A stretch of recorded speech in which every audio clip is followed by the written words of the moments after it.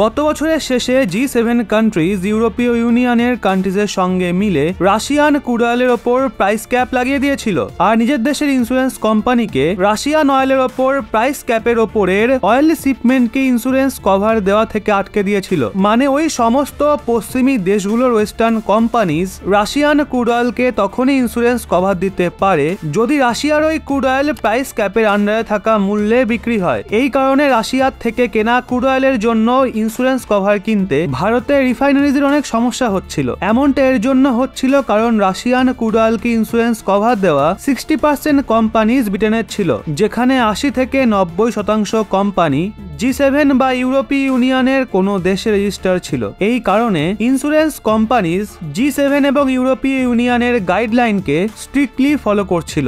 না শুধু crude oil বরং ফার্টিলাইজার থেকে শুরু করে pharmaceutical product, medicine, chemical, iron, steel, ভারতের এক্সপোর্টারদের অনেক কিছুর জন্য ইন্স্যুরেন্স কভার নিতে অনেক সমস্যা আসছিল। ইন্স্যুরেন্স কভার দেওয়া কোম্পানি কম ছিল, যেখানে রাশিয়ার সঙ্গে ভারতের ট্রেড দিন প্রতিদিন ক্রমশ বেড়ে যাচ্ছে। এখন এখানেও আমরা ওয়েস্টার্ন এবং ইউরোপীয় দেশগুলোর ওপর অনেক ডিপেন্ডেন্ট ছিলাম। ভারতের এই নির্ভরতারই ব্যবহার ওয়েস্টার্ন দেশ রাশিয়াকে কমজোর করার জন্য করছিল, যদিও উদ্দেশ্য ভারতের লোকসান করা ছিল না বরং রাশিয়াকে টার্গেট করা ছিল। অবশ্য এটাও সত্য, G7 এবং ইউরোপীয় ইউনিয়নের এই পদক্ষেপের জন্য ভারতকে অনেক সমস্যার সম্মুখীন হতে হচ্ছিল। কিন্তু ভালো যে পশ্চিমী দেশগুলো এই ধরনের সিদ্ধান্ত নেয়, কারণ এই যে এখন টেম্পোরারি সময়ের জন্য আমাদের সমস্যার সম্মুখীন হতে হয়, রেফারেন্স হিসেবে আপনাদের স্ক্রিনে দেওয়া আর্টিকেলের স্ক্রিনশটটা দেখুন, যা অনুযায়ী ভারতের ইন্স্যুরেন্স কোম্পানিজ রাশিয়ান অয়েল এবং রাশিয়ান ফার্টিলাইজারের জন্য একটা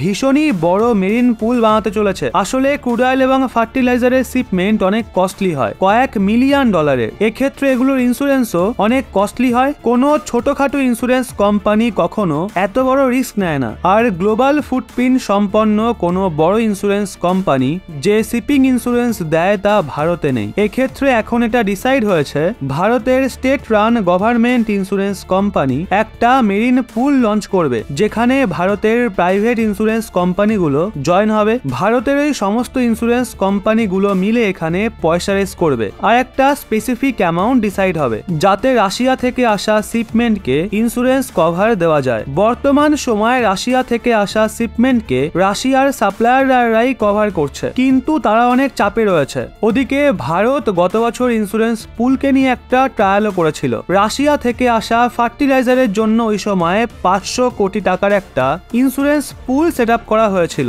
যাতে অনেক ইন্স্যুরেন্স কোম্পানি সামিল ছিল। ওই ট্রায়াল অনেক সাকসেসফুল ছিল, তাতে কারোরই লস হয়নি, প্রত্যেকেই প্রফিটে ছিল। এর জন্য এই ভীষণই বড় ইন্স্যুরেন্স পুল ভারতের ইন্স্যুরেন্স কোম্পানি দ্বারা রেস করার সিদ্ধান্ত নেওয়া হয়। এতে Russian crude oil, Russian natural gas, Russia থেকে আসা fertiliser, project machinery, edible oil অনেক কিছুকে কভার করা হবে। অর্থাৎ ভারত রাশিয়ার সঙ্গে নিজের ট্রেডকে নিজেই ইন্স্যুরেন্স প্রোভাইড করবে। এর অনেকগুলো ফায়দা হবে। যদি এই ইন্স্যুরেন্স পুল সাকসেসফুল হয় তো ভারত গ্লোবাল শিপিং ইন্স্যুরেন্স সেক্টরে ধামাকাদার এন্ট্রি নিতে পারবে। রাশিয়া থেকে শুরু করে আমরা অন্যান্য দেশের সঙ্গে হওয়া ট্রেডকেও নিজেরাই ইন্স্যুরেন্স প্রোভাইড করতে পারবো। না শুধু নিজেদের ট্রেড বরং রিজিয়নের বাকি দেশগুলোকেও ইন্স্যুরেন্স কভার দিতে পারবো। শিপিং ইন্স্যুরেন্সে আমাদের কোনো ওয়েস্টার্ন দেশগুলোর ওপর এরপর ডিপেন্ডেন্ট হতে হবে না। এখন যে আমাদের সি ট্রেডের ইন্স্যুরেন্স কস্ট যে ওয়েস্টার্ন দেশেরই ইন্স্যুরেন্স কোম্পানির কাছে যায় বা যাচ্ছে, সেগুলো দেশেই থাকবে।